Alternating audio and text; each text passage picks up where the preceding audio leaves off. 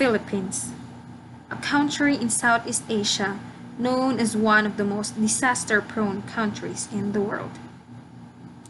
Due to its geological and geographical location, astride the Ring of Fire and the Pacific Typhoon Belt, Philippines ranked ninth on the disaster risk with an index value of 20.69 based on the 2019 World Risk Index, an index that considers exposure to extreme natural events and calculates a society's capacity to respond to such events.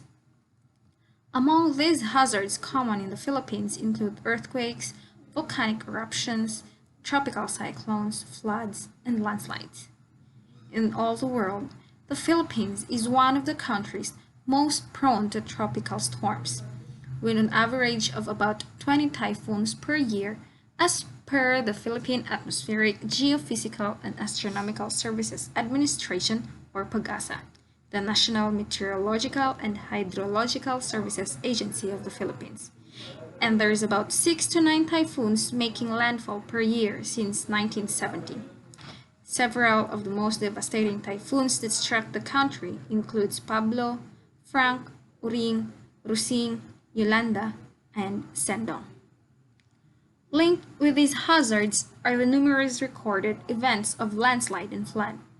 With the growing concern of climate change, some scientists predict that their intensity may increase with it.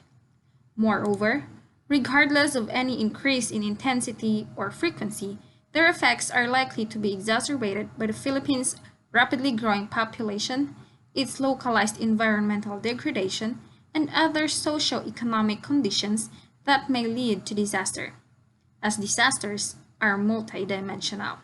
Hence, they both include physical and social event processes. The municipality of New Bataan is located in the province of Davao de Oro in Region 11. It is located in the islands of Mindanao. It is bounded on the north by Compostela, to the east by Katiil and Baganga, to the south by Maragusan, and to the west by Montevista. The mountainous old-growth forest-rich area drew attention to logging industries during the 1950s, leading to influx of immigrant farmers from the islands of Luzon and Visayas. Based on the 2015 Philippine Statistics Authority census, the town has a total population of 47,726 from the 10,562 households. It is composed of 16 barangays, formally established by an Act of Congress on June 18, 1948 in honor of Luz Banzon Magsaysay, the widow of President Ramon Magsaysay, who hailed from Bataan Province in Luzon. It is a first-class municipality wherein 24.57% of the area, which translates to 13,591 hectares of its total land area, is delineated to agricultural use.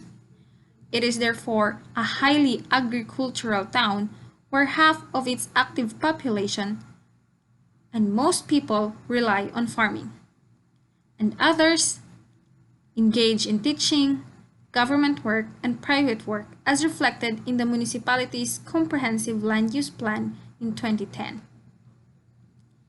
New Bataan's geomorphological setting is structurally controlled valley that is part of the Agusan-Davao Basin, bounded by the generally steep north-northwest trending mountain ranges.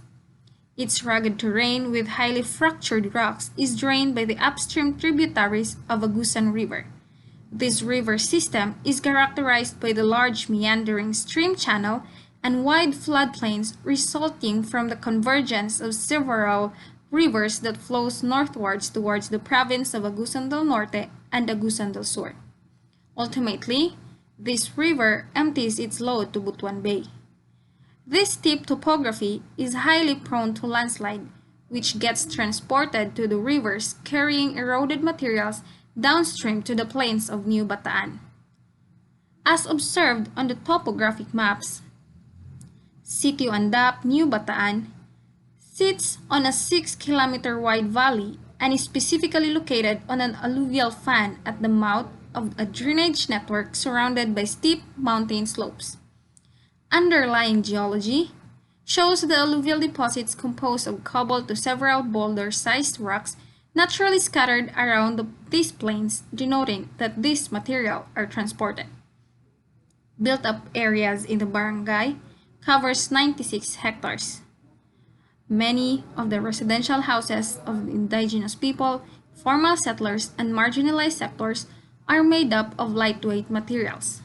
Prior to the 2012 Typhoon Pablo, various sources of livelihood of the local residents in Barangay Andap were logging, agriculture involving long and medium-term crops such as coconut, banana, abaca, coffee, corn, vegetables, and others, including rubber tree plantation, and few of the population engaged in fishing, mining, and tourism.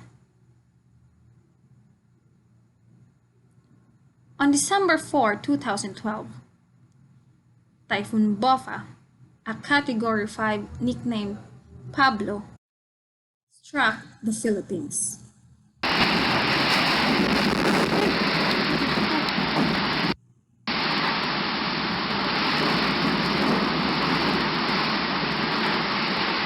Rushing flood waters destroyed entire villages and killed over 1,000 people in what was the strongest typhoon ever to strike the Southeast Asian islands in that year. The Typhoon Pablo that hit the island of Mindanao was considered the strongest tropical cyclone on record to ever affect the southern Filipino island of Mindanao, making landfall a super typhoon with winds of 175 meters per hour. It was the worst typhoon in the world in that year, and after Haiyan, the second deadliest ever recorded in the Philippines. Prior to Typhoon Pablo, significant rainfall caused by this intertropical convergence zone caused major flooding in the study area. The provinces of Compostela Valley, now known as Davao de Oro, and Davao Oriental, sustained heavy damage to population centers, infrastructure, forest, upland, and ecosystem due to the onslaught of the typhoon. The heavy rainfall triggered landslides and floods, and destroyed farming and mining towns all along the coast, flattening banana plantations, and completely destroying some citizens' livelihood. Some towns were left completely decimated. Muddy heaps of collapsed houses. It affected several municipalities, and one greatly hit with high death toll was New Bataan, and its torrential rains generated an enormous debris flow in the Mayo River watershed that swept away much of the village at Andap in the municipality of New Bataan. It buried areas under rubble as thick as 9 meters and killing 566 people. The death toll started in the hundreds and climbed as days passed, and missing people went unfound. The day after the storm, rain started to fall again, triggering panic and fear of another day of flash floods.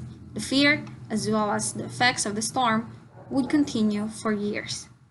And with that incident, hundreds were left in poverty. Adaptation and resiliency is an urgent matter to be considered.